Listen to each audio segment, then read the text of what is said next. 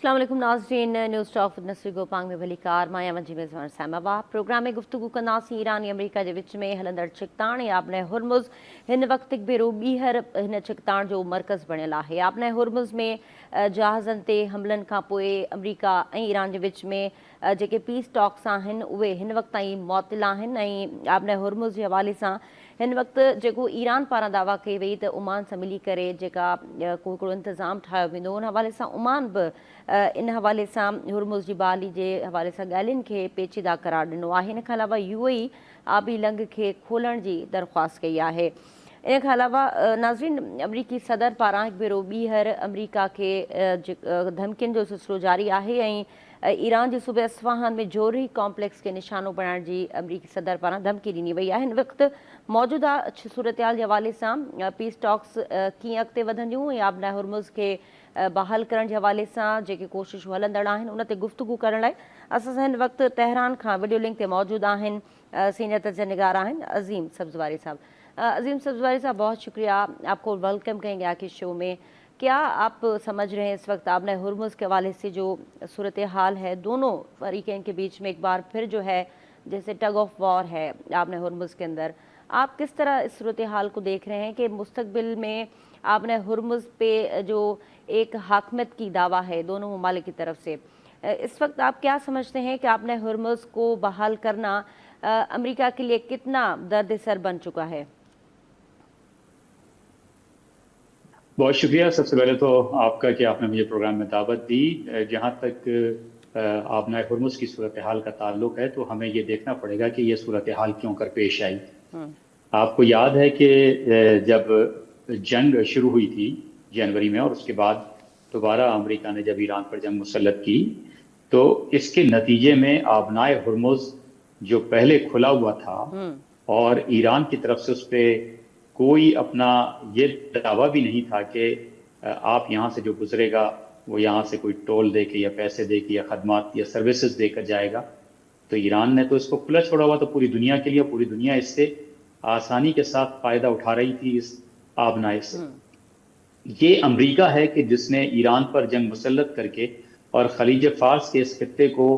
नाअमन बनाकर यहाँ पर जो है सूरत हाल को मखदूश किया है।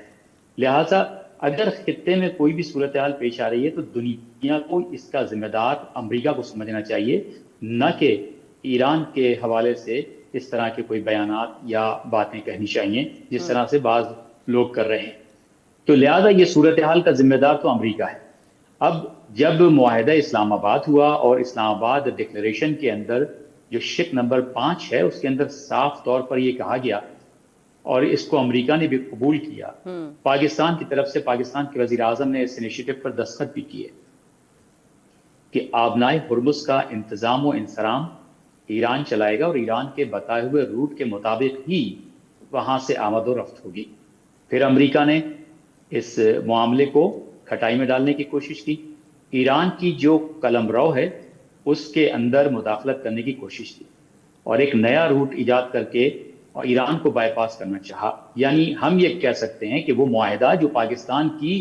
सालिसी में हुआ था उसी को अमेरिका ने बाईपास करने की कोशिश की। लिहाजा अब ये सवाल अमेरिका से पूछना चाहिए कि वो ऐसा क्यों कर रहा है, क्या उसकी नज़र में मुआहदों और समझौतों की कोई अहमियत है या नहीं है। अलबत्ता हम तो ये अच्छी तरह से जानते हैं क्योंकि हमारा तो पिछला 47 साल का तजर्बा है कि अमेरिका ने कभी भी किसी मुआहदे की पासदारी नहीं की, कम से कम ईरान के तनाजुर में, चाहे वो मुआहदे अलजायर हो, चाहे वो JCPOA हो 2015 का,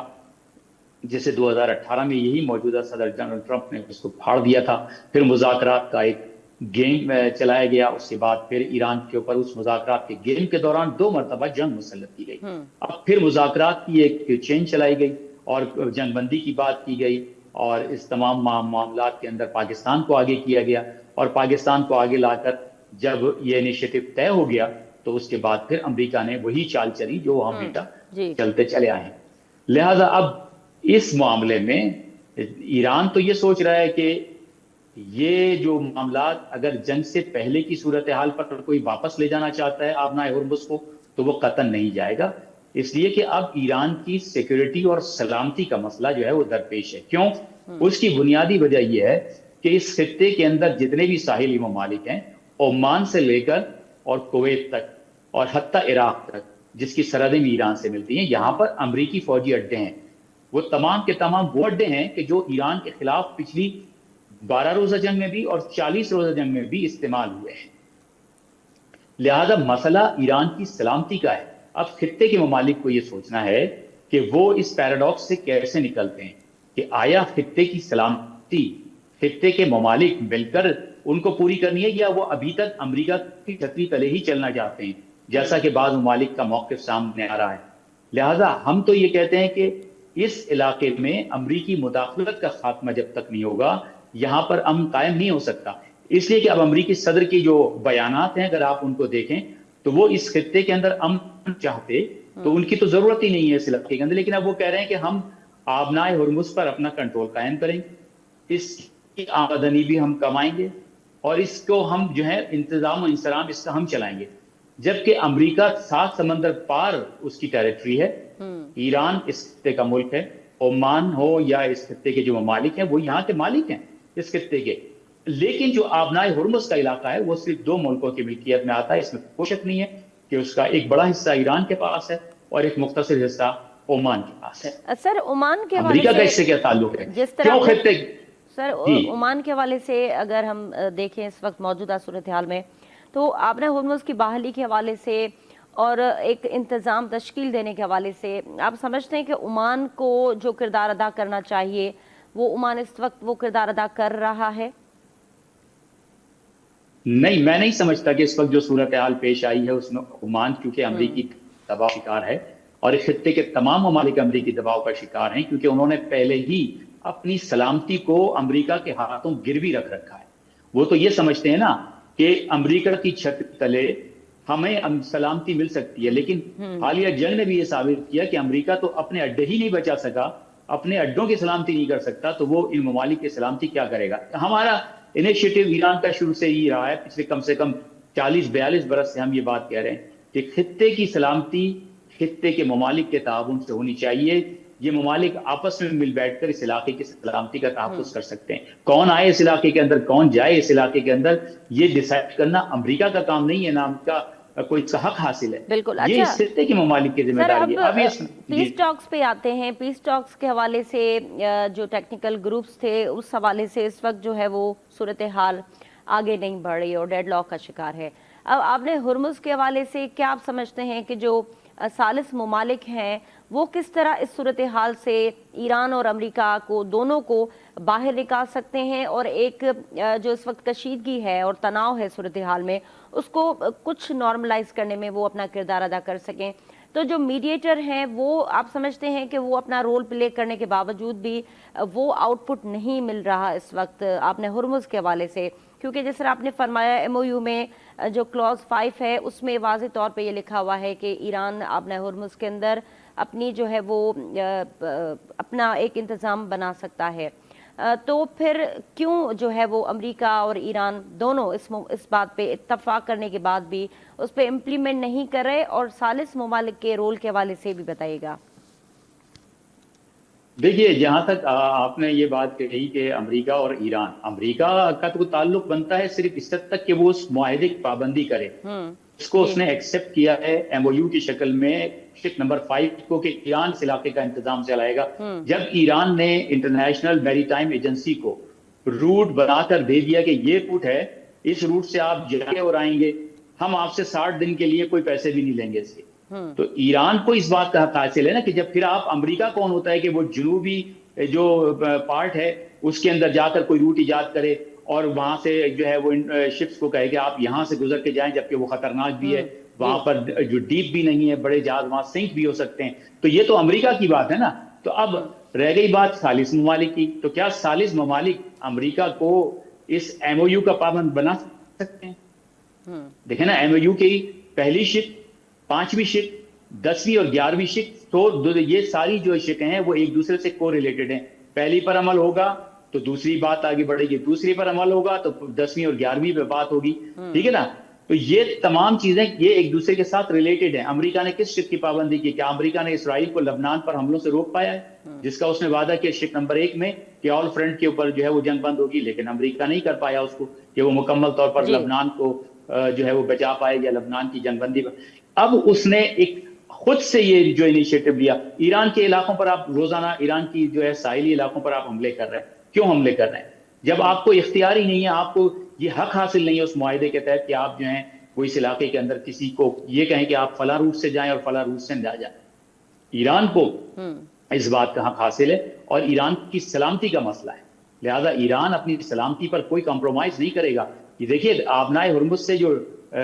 टोल वसूल करने की बात है, ये अपनी जगह के ऊपर ईरान का हक बनता है कि वो इधर अगर खिदमात फराहम करता है तो वो उसके अगज वो वसूल कर सकता है रकम। लेकिन इससे बढ़कर ये ईरान की कलमरो का मसला है, ईरान की अमलदारी का मसला है, उसके इक़्तिदार आला का मसला है। अमरीका और या खित्ते के दीगर ममालिक इस कलमरो का, इस इक़्तिदार आला का एहतराम नहीं करना चाहते तो फिर उसको जवाब तो मिलेगा।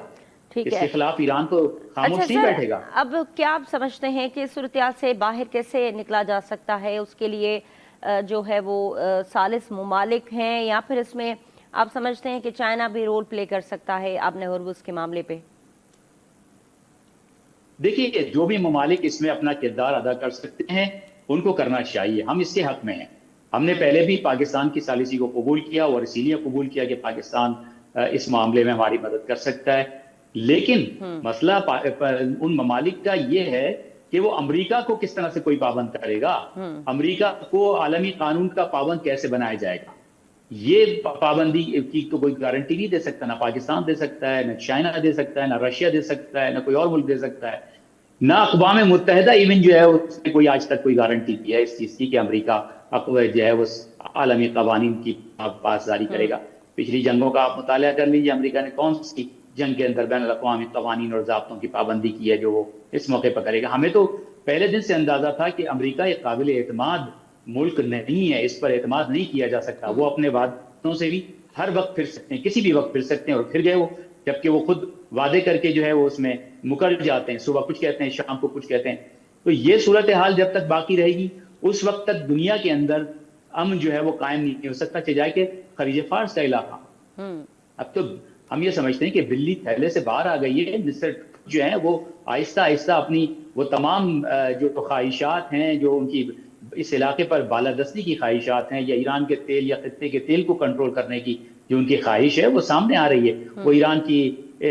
कोस्टल लाइन को कब्जा करके आबनाए हुर्मुज से जो है वो आमदनी हासिल करना चाहते हैं, क्योंकि अमरीकी मईशत इस वक्त खसारे में है और खतरे में, लिहाजा उनको इस बात की जरूरत है और वो आहिस्ता आहिस्ता इस तरफ बढ़ने की कोशिश कर रहे हैं, लेकिन उनको इंशाल्लाह भूख ही खाना पड़ेगी। अच्छा, ईरान मिडिल ईस्ट पे बात करते हैं, रियायत करने के लिए तैयार नहीं है। मिडिल ईस्ट के हवाले से आप फरमाइएगा कि इस वक्त मिडिल ईस्ट के मुमालिक के हवाले से क्या उनके पास ऑप्शंस हैं, क्योंकि अमरीकी बेसिस होने की वजह से मिडिल ईस्ट जो है वो मुस्तकिल इस जंग में शामिल है। तो अब मुस्तकबिल क्या आप देख रहे हैं मिडिल ईस्ट का और अमरीकी बेसिस का? देखिए, अमरीकी बेसिस का तो मुस्तकबिल पूरी तरह से वाज़ेह है हमारे नजदीक। अगर वहां से हमला होगा ईरान पर या किसी भी तरफ से अमेरिका हमला करता है तो अमरीकी बेसिस जो है वो हमारा जो है पहला और हतमी हदफ है, इसमें कोई शक नहीं है। अब जिन ममालिक ने इन अमरीकी अड्डों की मेजबानी जो कर रहे हैं वो ममालिक, ये उनको सोचना है कि क्या करते हैं वो, और इस जो ये दोगानगी है इस खित्ते की सलामती के हवाले से उसको कैसे कंट्रोल करते हैं। क्या वो अब भी समझते हैं कि अमेरिका ही उनकी सलामती का तहफ़्फ़ुज़ कर सकता है या नहीं, या खित्ते के ममालिक मिलकर अपनी सलामती के लिए कोई मैकेनिज्म तैयार कर सकते हैं? हमारी तरफ से तो पूरी तरह से वाज़ेह है, इसमें कोई शक नहीं। अमरीकी अड्डों का मुस्तकबिल जो है वो नाबूदी के सिवा कुछ नहीं है, उन्हें इस इलाके से जल्द या बदेर जाना ही पड़ेगा। ठीक है अजीम सफदर साहब, बहुत शुक्रिया आपने हमें वक्त दिया। नाज़रीन, अजीम साहब जी गुफ्तगू तमाम ॿुधी तेहरान में वो असां सां गॾु हुया ऐं मौजूदा जेका सूरत हाल आहे हुर्मुज़ जे हवाले सां उन्हनि जी गुफ्तगू तमाम ॿुधी। हिते प्रोग्राम में हिकिड़ो मुख़्तसिर ब्रेक शामिल कयो था। ब्रेक खां पोइ आज़ाद कश्मीर जे अंदरि जेका हिन वक़्तु सूरत हाल आहे उनखे डिस्कस कंदासीं। असां सां गॾु रहिजो।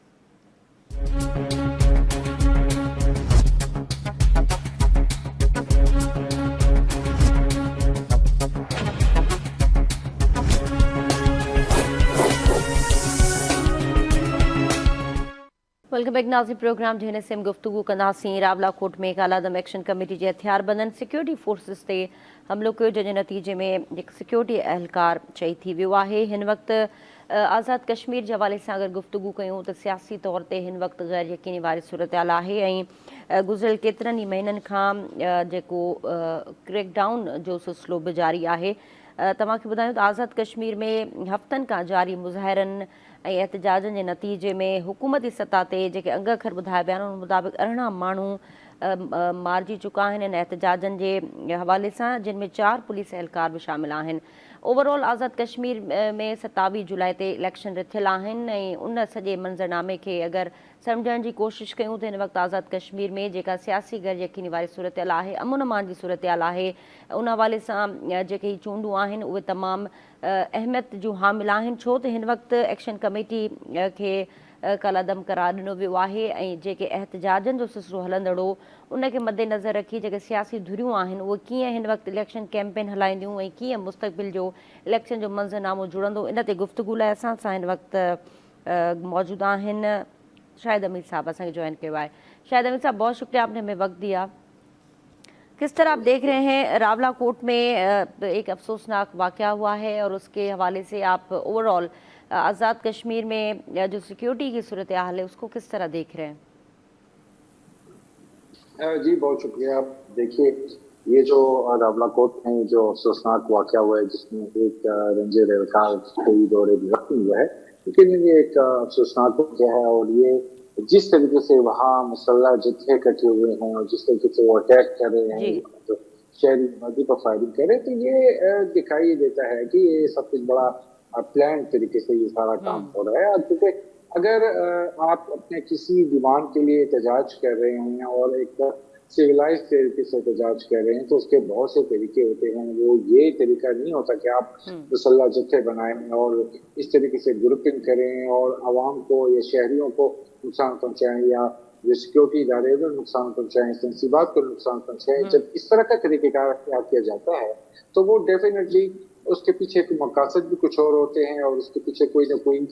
बैरूनी हाथ भी इन्वॉल्व होते हैं। आप मुझे ये बताइए कि जिस तरीके की ये जिस तरीके की कार्रवाई कर रहे हैं, क्या इनमें और वो जो दहशतगर्द हैं, जो टेररिस्ट हैं, जो अवाम के लिए मुश्किल पैदा कर रहे हैं, क्या उनमें और इनमें कोई फर्क आपको इस वक्त दिखाई देता है? यानी ये तो बड़ी अजीब सी बात है कि आपके डिमांड्स हैं और आप अपने डिमांड्स के लिए एक ऐसा रूप ढाल लें कि आप अपने ही तरह के जो लोग हैं उन्हें नुकसान पहुंचाना शुरू कर दें। आपने एहतजाज करना है, आप सिविलाइज तरीके से एहतजाज कर सकते हैं, आप अदालतें मौजूद हैं, आप अदालतों में जा सकते हैं कि वहाँ सुप्रीम कोर्ट मौजूद है, वहाँ की हाई कोर्ट मौजूद है और वहाँ की असेंबली 27 को इलेक्शन होने जा रहे हैं। इलेक्शन हो गए, आपकी असेंबली होकर आ जाएगी, जो फैसला वो करे आप उसके सामने आपकी डिमांड होगी। लेकिन ये तरीका तो मेरा ख्याल में किसी भी तो मुनासिब नहीं। अच्छा सर, इस वक्त जैसे आपने फरमाया कि अमन अमान की जो सूरत हाल है इसमें पॉलिटिकल पार्टीज का जो स्टैंड है और ओवरऑल जो अभी इलेक्शंस भी होने वाली हैं, आप इस इलेक्शंस को किस तरह देख रहे हैं? क्योंकि अब कुछ ही दिन रह गए हैं इलेक्शन में, तो अब अगर सिक्योरिटी की ये सूरत हाल होगी तो उसका इम्पैक्ट कितना होगा इलेक्शंस पे?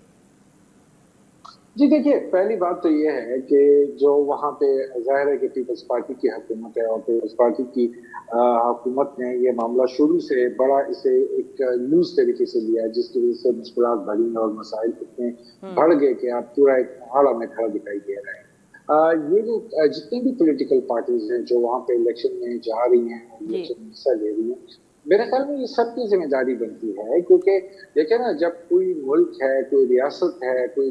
जगह है, वो होगी तो वहाँ पे सियासत होगी। इसलिए ये तमाम सियासी पार्टियों की जिम्मेदारी बनती है मुश्तरका तौर पे कि वो लॉ एंड ऑर्डर की जो सिचुएशन है उसे कंट्रोल करें और वहाँ के हालात को नॉर्मलाइज करने के लिए अपना किरदार अदा करें और उन्हें बाकायदा तौर पर जो इंतखाबी मुहिम है उसका हिस्सा बनाना चाहिए। क्योंकि अगर हालात यही रहते हैं, जैसे कि आपने कहा कि इलेक्शन, तो जाहिर है कि अगर हालात यही रहते हैं, आज हम खड़े हैं 14 जुलाई में और 27 के इलेक्शन है, तो अभी 12-13 दिन हैं और अगर हालात ये रहते हैं तो फिर इन हालात में आप इलेक्शन कैसे करेंगे? मुझे तो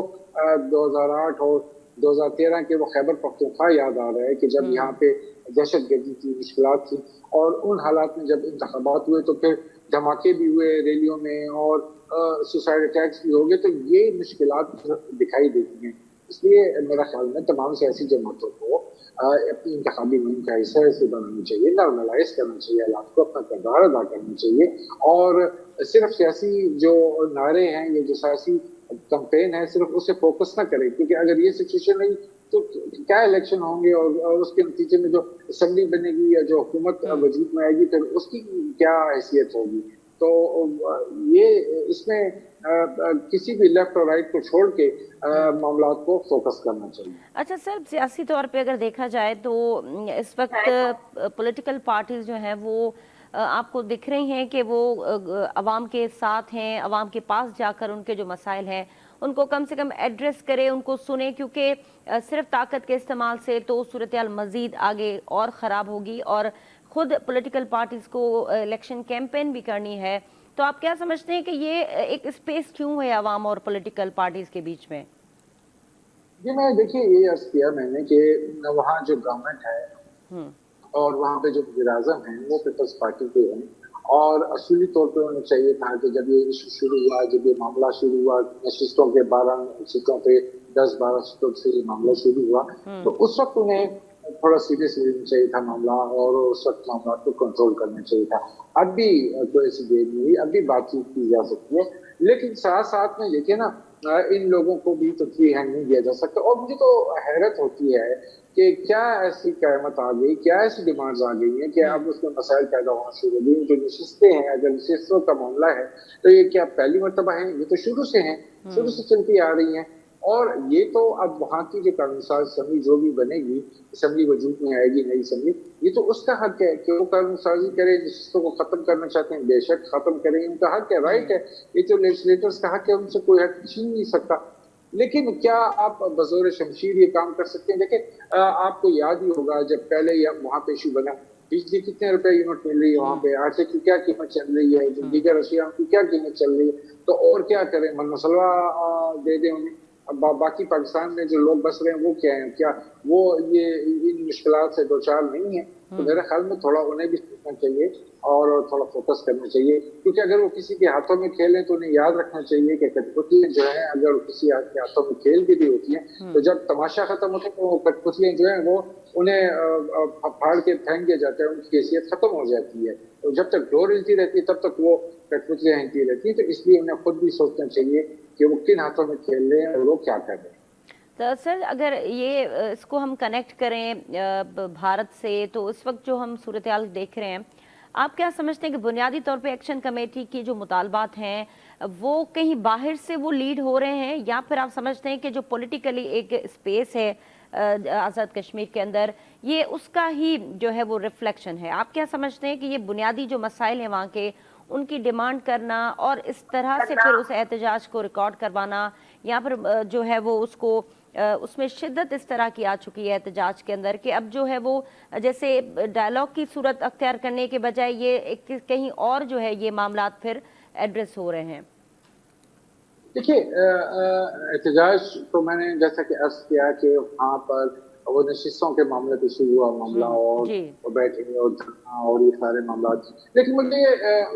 یقین ہے اور میں شیور ہو کے کہہ سکتا ہوں کہ بھارت کو گزشتہ سال جس طرح منہ کی کھانی پڑی 9-10 مئی کو، تو اس کے بعد کی جو سچویشن ہے تو وہ ایک جانب افغانستان کی جانب سے اپنا کھیل کھیل رہا ہے، پاکستان کے لیے مشکلات پیدا کر رہا ہے، وہاں جانتے ہیں کہ TTP ہے وہاں پہ ٹیررسٹ ان کے ہائیڈ آؤٹس ہیں، تو ایک تو وہاں سے پاکستان کے لیے مشکلات پیدا کر رہے ہیں، دوسرا یہاں پر بھی مجھے لگتا ہے یقین واثق ہے کہ یہاں پر ان کا ہاتھ ہے اور وہ انوالو ہیں، اور یہ ان کی انوالومنٹ کا ہی نتیجہ ہے کہ یہ معاملہ اس حد تک بڑھ گیا۔ اور اسی لیے میں نے اس سے پہلے میں جو بات کر رہا تھا وہ یہ کہہ رہا تھا کہ کٹپتلی نہیں بننا چاہیے کسی کو، جب آپ کسی کا کٹپتلی بنتے ہیں تو آپ کو سوچنا چاہیے کہ آپ تو اس وقت تک ہی صرف حرکت میں رہیں گے، موومنٹ میں رہیں گے، اور آپ کام کرتے رہیں گے کہ جب تک آپ کی ڈور ہلائی جاتی رہے گی، تو اپنی ڈور کسی کے ہاتھ میں کیوں دیں؟ یہ آپ کا اپنا ملک ہے، یہ آپ کی اپنی اسٹیٹ ہے، یہ آپ کی اپنی سرزمین ہے، آپ اگر یہاں کے باسی ہیں، آپ کو اپنی زمین سے، اپنی سرزمین سے، اپنے لوگوں سے محبت ہے اور آپ مسائل کا حل چاہتے ہیں، تو جو سیاسی طور طریقے ہیں، جو پولیٹیکل طریقے ہیں وہ اپنائیں نا، یہ جو طریقہ ہے یہ تو کسی بھی طور مناسب ہے۔ سر آپ کیا سمجھتے ہیں کہ اس وقت آزاد کشمیر کے اندر جو صورتحال ہے اس کو एड्रेस करने के लिए हुकूमती सतह पर क्या इक़दामात लेने चाहिए, और जो हुकूमत को लेने इस वक्त जो सूरत-ए-हाल अंडर कंट्रोल हम देख रहे हैं कि नहीं है और अदम इस्तेहकाम की सूरत-ए-हाल है, तो हुकूमती सतह पे क्या ऐसे इनिशिएटिव फौरी तौर पे लिए जाएं ताकि सूरत-ए-हाल कुछ कदर बेहतर हो? जी देखिए,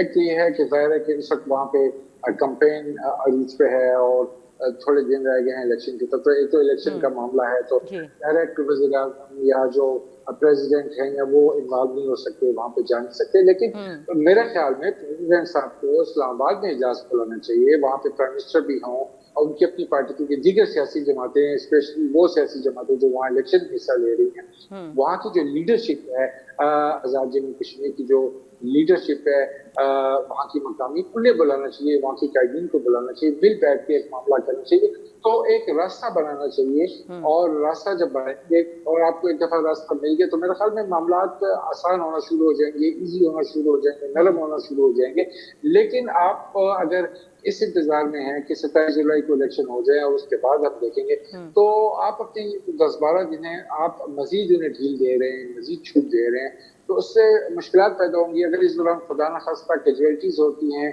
और वहाँ पे कोई मासूम शहरी हैं या सिक्योरिटी एहलकार है, उनकी डेथ्स होती हैं, वो जख्मी होते हैं, तो ये फिर किसके खाते में जाएगा? मेरे ख्याल में इन्हें थोड़ा सा इस मामले को संजीदा लेना चाहिए और जो पॉलिटिकल अप्रोच है वो अपनाते हुए मामला को कंट्रोल करने की कोशिश करनी चाहिए, जिसके लिए वहाँ की जो लीडरशिप है, वहाँ के जो लोग हैं, उन्हें इस्तेमाल करना चाहिए। और कुछ लोग यकीनन ऐसे होंगे इस हवाले से भी कि जो इस तहरीक का हिस्सा है, जो हुकूमत के साथ किसी न किसी सतह पर राब्ते में जरूर होंगे, तो अब उनके थ्रू एक लिंक बनाना चाहिए, ब्रिज बनानी चाहिए, तो मुझे यकीन है कि मसाइल हल की तरफ चल पड़ेंगे। अच्छा सर, आप क्या समझते हैं सूरत हाल में इलेक्शन पोस्टपोन हो सकती है?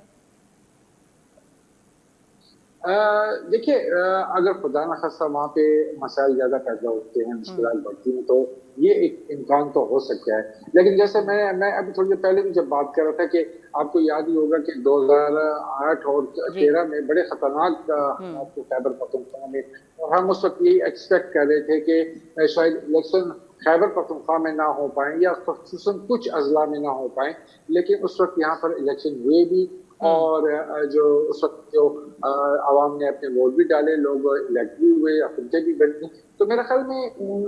एक तो ये है कि सियासी विल रखनी चाहिए, पॉलिटिकल विल दिखानी चाहिए, और दूसरा मसाइल को हल करने के हवाले से भी अपनी विल दिखानी चाहिए, तो मसाइल भी हल हो पाएंगे, इलेक्शन भी हो पाएंगे। इलेक्शन असूली तौर पे होना चाहिए, जरूर होना चाहिए, इसे नहीं रोकना चाहिए, क्योंकि जमहूरी प्रोसेस है। जब आप जमहूरी अमल को रोकते हैं तो उससे मसाइल कम नहीं होते बल्कि बढ़ते। अच्छा सर, आखिर में इस हवाले से बताइएगा कि अगर इस वक्त पॉलिटिकल पार्टीज जो हैं वो इस सूरत हाल को ओन नहीं करती और एक जो है एक सियासी तहरीक की तरह इस मामले को ऑपरेट नहीं करती सियासी जमातें, तो फिर ये स्पेस और बढ़ता जाएगा और फिर एक वक्त हमने ऐसा भी देखा कि जब सूरत हाल ज़्यादा बढ़ जाती है तो फिर जो है वो वफाकी वज़रा जाते हैं और वहाँ फिर बात करते हैं। लेकिन ये अगर अब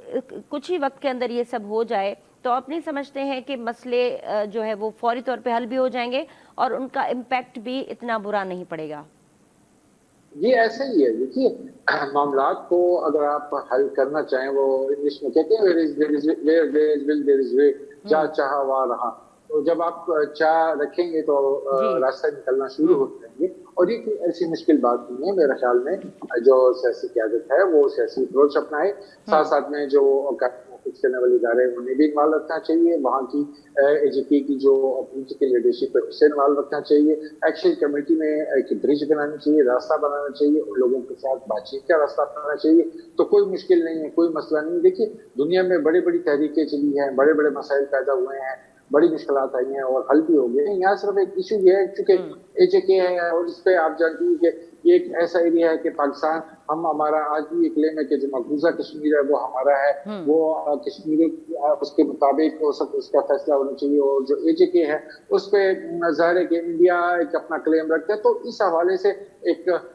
उसकी थोड़ी सेंसिटिविटी बढ़ जाती है। लेकिन अगर मामलात को अच्छे तरीके से और बेहतर अंदाज में डील किया जाए तो कोई दो राय नहीं है कि मसाइल है उनका हल निकल आएगा। ठीक है शाहिद हमीद साहब, बहुत शुक्रिया आपने हमें वक्त दिया। नाज़रीन, शाहिद हमीद साहब असां सां गॾु हुया हिन वक़्तु आज़ाद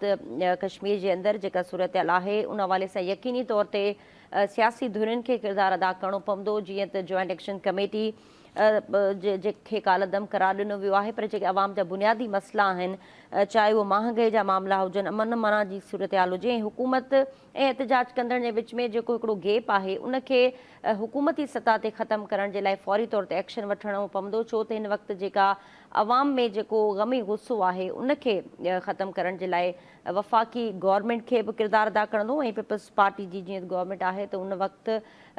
पी चेयरमैन बिलावल भुट्टो ज़रदारी साहिब जीअं ओवरऑल इन सॼे मामले खे ॾिठो आहे ऐं ॻाल्हियुनि जे हवाले सां बि उन्हनि पेशरफ़्त कई ऐं जेके एहतजाज कनि पिया उन्हनि सां ॻाल्हियुनि जी सूरत में ई मसइले खे हल करण जे हवाले सां बार बार पी चेयरमैन ज़िक्र बि कयो आहे, पर हिन वक़्तु ताईं अगरि पीपल्स पार्टी ऐं फेडरल गवर्नमेंट इन मामले खे ठीकु करण में किरदारु अदा नथी करे त अमन अमान जी सूरत हाल वधीक ख़राबु थियण जो ख़दशो आहे। नाज़रीन, प्रोग्राम तव्हां ॾिठो इन ते ई वक़्तु पंहिंजी पुॼाणी ते पहुतो, ॾींदा इजाज़त, अल्लाह हाफ़िज़।